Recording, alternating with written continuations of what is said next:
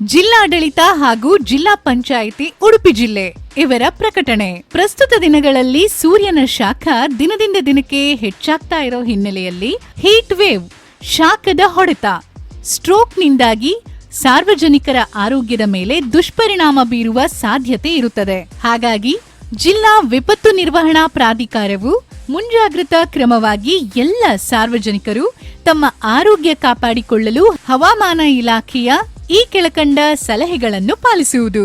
Heat ವೇವ್ಗೆ ಸಲಹೆಗಳು.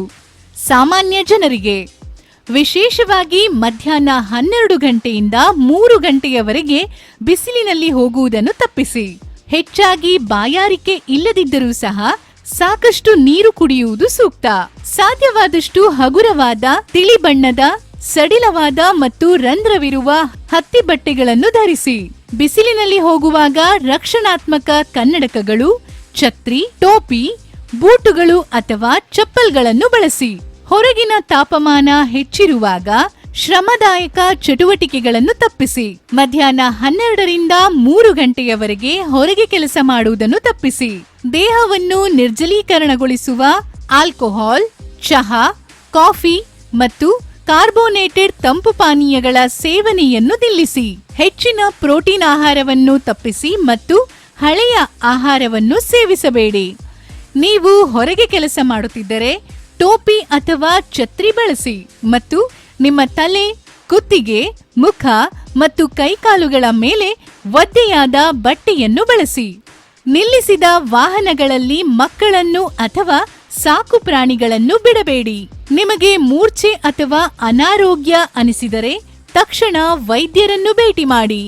ORS, ಮನೆಯಲ್ಲಿ ತಯಾರಿಸಿದ ಪಾನೀಯಗಳಾದ ಲಸ್ಸಿ, ತೋರಣಿ ಅಥವಾ ಅಕ್ಕಿ ನೀರು, ನಿಂಬೆ ನೀರು, ಮಜ್ಜಿಗೆ ಇತ್ಯಾದಿಗಳನ್ನು ಬಳಸಿ ದೇಹವನ್ನು ಮರುಜಲೀಕರಣ ಮಾಡಲು ಸಹಾಯ ಮಾಡುತ್ತದೆ.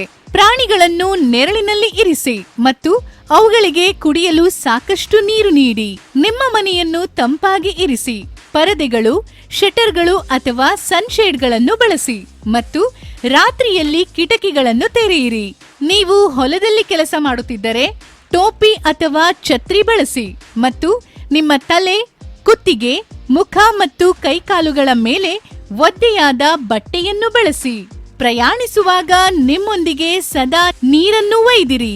ಒಂದು ವೇಳೆ ಹೊರಗೆ ಬಿಸಿಲಿನಿಂದ ಮನೆಗೆ ಬಂದ ತಕ್ಷಣ ಕೂಡಲೇ ಅತಿ ತಂಪಾದ ನೀರು ಕುಡಿಯಬಾರದು ಅಥವಾ AC, ಕೂಲರ್ಗಳನ್ನು ಕೂಡಲೇ ಬಳಸುವುದು ಸೂಕ್ತವಲ್ಲ. ಇದು ಜಿಲ್ಲಾಡಳಿತ ಹಾಗೂ ಜಿಲ್ಲಾ ಪಂಚಾಯಿತಿ ಉಡುಪಿ ಜಿಲ್ಲೆ ಇವರ ಪ್ರಕಟಣೆ. ಬಿಸಿ ಗಾಳಿ ಸಂದರ್ಭಗಳಲ್ಲಿ ಸಮುದಾಯ ಮಟ್ಟದಲ್ಲಿ ಅನುಸರಿಸಬೇಕಾದ ಹಾಗೂ ಅನುಸರಿಸಬಾರದ ಕ್ರಮಗಳ ಪಟ್ಟಿ. ಅನುಸರಿಸಬೇಕಾದ ಕ್ರಮಗಳು: ಸಾಧ್ಯವಾದಷ್ಟು ತಂಪಾದ ಸ್ಥಳಗಳಲ್ಲಿ ಇರಿ. ಬಿಸಿಲಿನ ಅವಧಿಯಲ್ಲಿ ಕೊಡೆಗಳನ್ನು ಬಳಸಿ.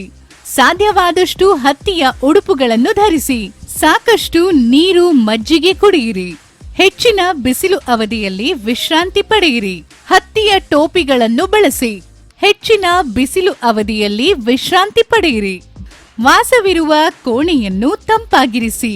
ಬಿಸಿಗಾಳಿಗೆ ತುತ್ತಾದ ವ್ಯಕ್ತಿಯನ್ನು ಕೂಡಲೇ ತಂಪಾದ ಸ್ಥಳಕ್ಕೆ ರವಾನಿಸಿ.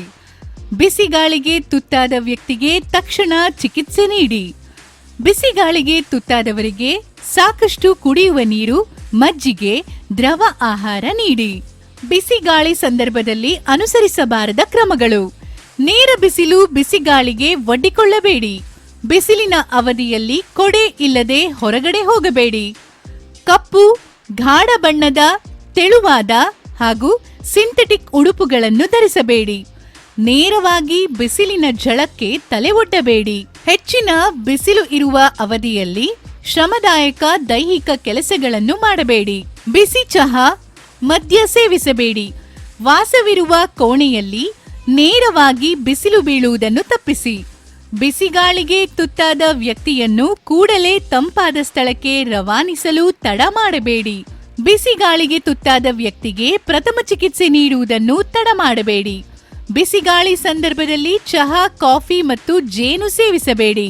ಈ ಕುರಿತು ಹೆಚ್ಚಿನ ಮಾಹಿತಿ ಅಥವಾ ತುರ್ತು ಸೇವೆಗೆ ಜಿಲ್ಲಾಡಳಿತ ಕಚೇರಿಯಲ್ಲಿರುವ ಜಿಲ್ಲಾ ವಿಪತ್ತು ನಿರ್ವಹಣಾ ಪ್ರಾಧಿಕಾರದ ಶುಲ್ಕರಹಿತ ಸಂಖ್ಯೆ 1077 ಅಥವಾ 0820257482 ಸಾರ್ವಜನಿಕರು ಕರೆ ಮಾಡಬಹುದು. ಇದು ಜಿಲ್ಲಾಡಳಿತ ಹಾಗೂ ಜಿಲ್ಲಾ ಪಂಚಾಯಿತಿ ಉಡುಪಿ ಜಿಲ್ಲೆ ಇವರ ಪ್ರಕಟಣೆ.